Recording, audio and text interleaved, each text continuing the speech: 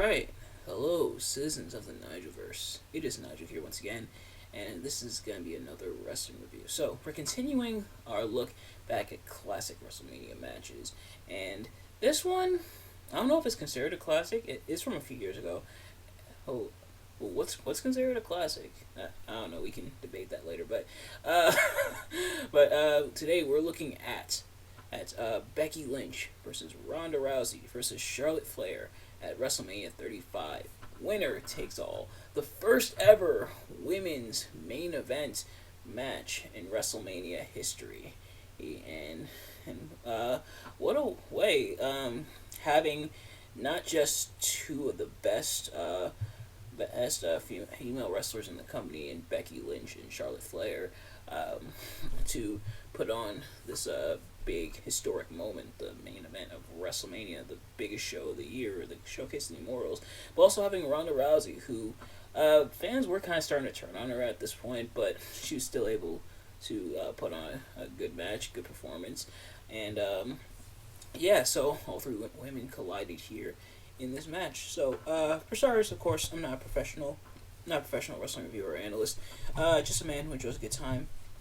And I definitely had a good time going back to watch this match. So, I guess quick little story. I actually watched WrestleMania 35 live, except for this match, because the feed cut out in my house. I think it was just like a Wi-Fi issue, and the feed cut out. And right before this match, like I sat through every other match up until this one, then the Wi-Fi cut. So I just decided, you know what, I'll watch it some other time, and mostly because I was kind of tired, honestly, by that point. Like WrestleMania this year, WrestleMania 35 in 2019 was 5 hours long. 5 hours 20 minutes to be exact, if the network's to be believed, but 5 hours of WrestleMania. To put it into perspective, I'm working a lot of 5 hour shifts at Wegmans today. Not today. Well, I'm working 5 hours tomorrow, but a lot of 5 hour shifts that I've worked at Wegmans at my job, of course. That's so 5 hours and 20 minutes.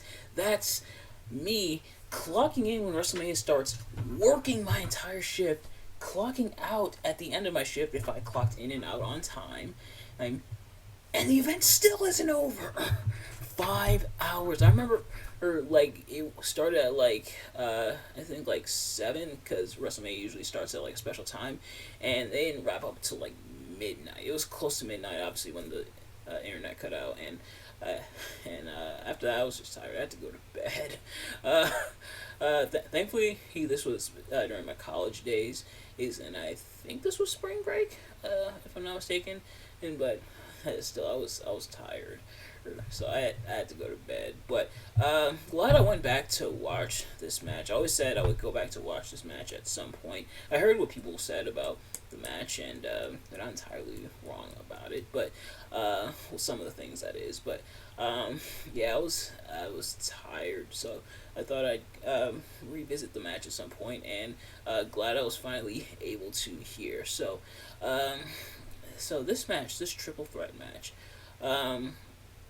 without talking about the match itself, which we'll get to, we gotta talk about the build, because the build was kind of all over the place.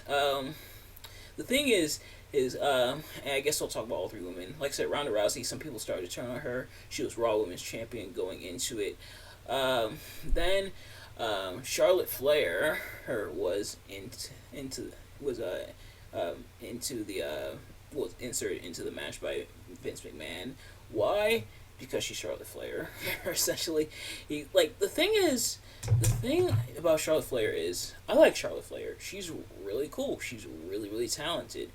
She's decent at promos, but it's hard to top her dad, of course, the legendary Nature Boy Ric Flair.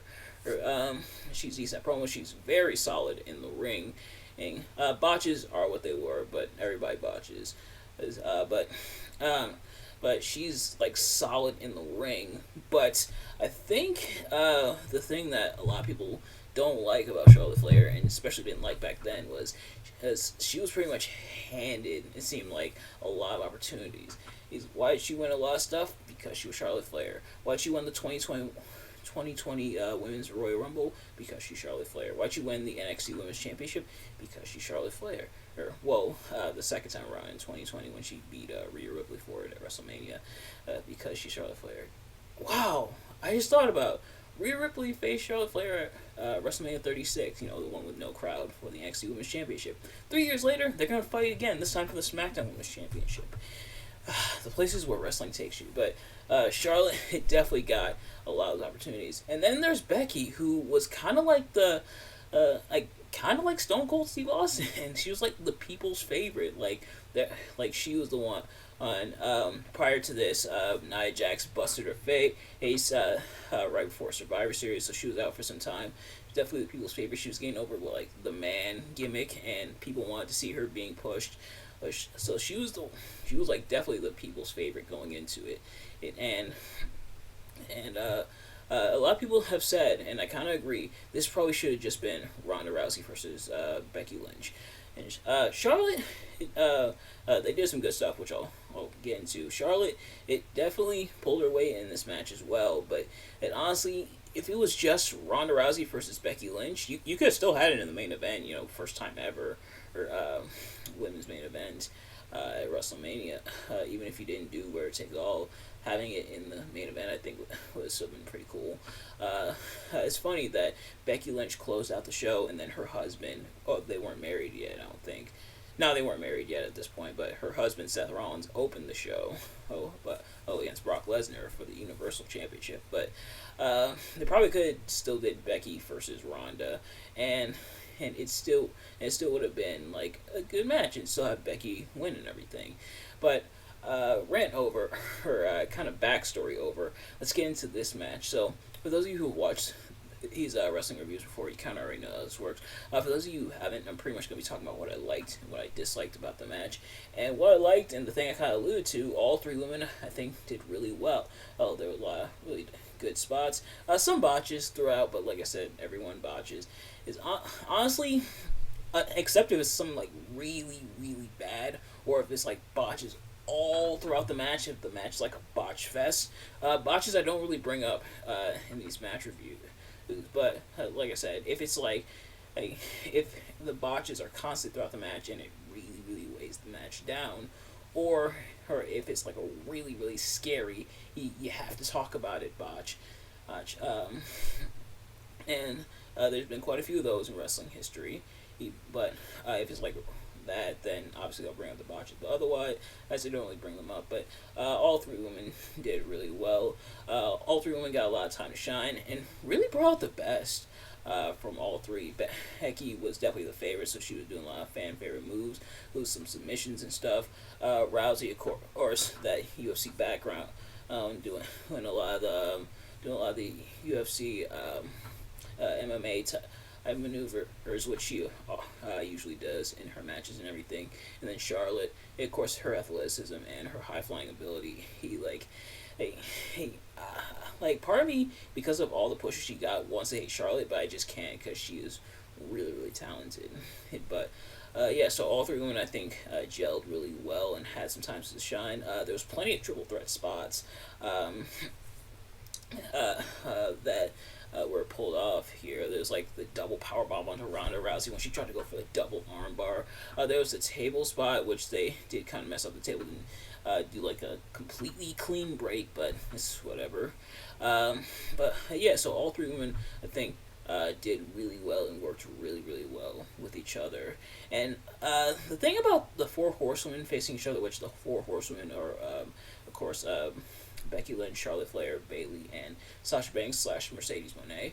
The thing is, I feel like the four horsewomen, because they know each other so well and they're friends, well, at least they were friends. Hopefully, Becky and Charlotte patched things up, but because they're friends and because they know each other so well, I feel like they usually have like really good matches against each other. There's the stuff with Bayley and Sasha Banks down in NXT, which if you haven't already, go check out my reviews of those. I even put them into a little duology compilation, which I uploaded yesterday. So if you haven't already, or you want to check it out again, you can check those out there. Those matches really good.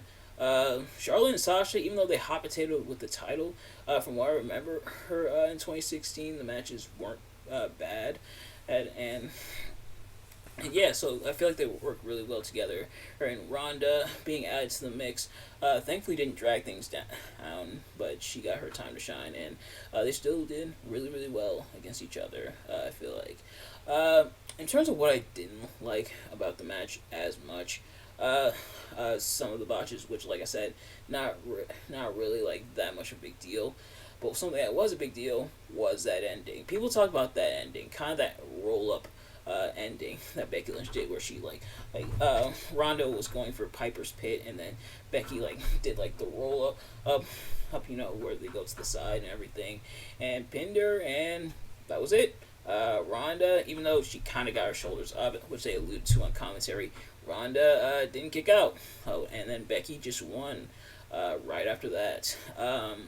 So what happened? Why did that happen? Some people have alluded to this, and I think that might be the case. Perhaps it wasn't audible because Ronda, you could see he kind of favoring her leg a little bit. It looked like her leg was messed up, and after this she would even take time off for a couple years. But it might have been inaudible to change the finish, which sadly changing the finish due to injury, because you may not want to have them in the spot because they're hurt, so you don't want to further complicate the injury. Nothing new in wrestling. Not the first time it's happened. Definitely wouldn't be the last where the finish had to be changed.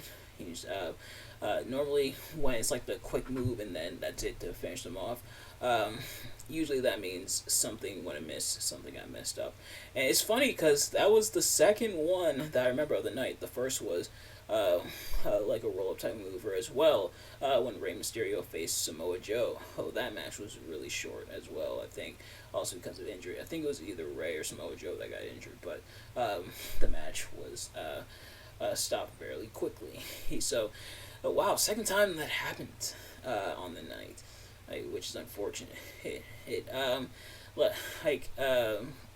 And Ronda's shoulder being up does really help, and honestly, it just kind of felt like a wet fart ending. You're expecting a big move, maybe Becky Lynch locks into this armor and Ronda fighting before she taps, but no, it just ends in the roll up. It's kind of she lost, so okay, yay Becky Lynch.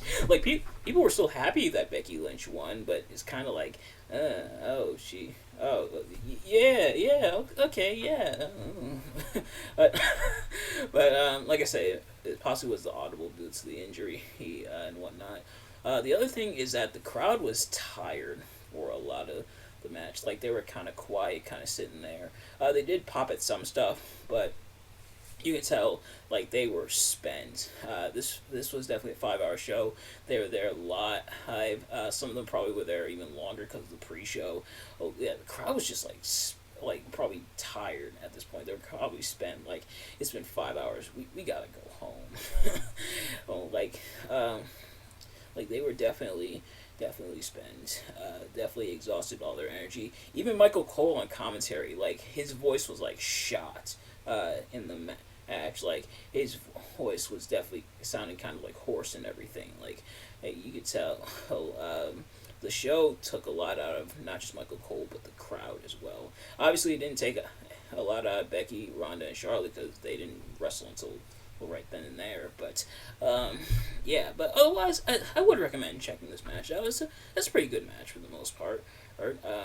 And hey, not the first or last time that a match would be kind of remembered for a questionable ending. Wrestlemania. But nevertheless, that's going to do it for this review. Thank you all so much for watching. I hope you enjoyed. If you did, please do me a favor. Like, comment, subscribe, share it with your friends, turn on post notifications so you know every time I upload a video so you can see as soon as it drops. Let me know in the comments below.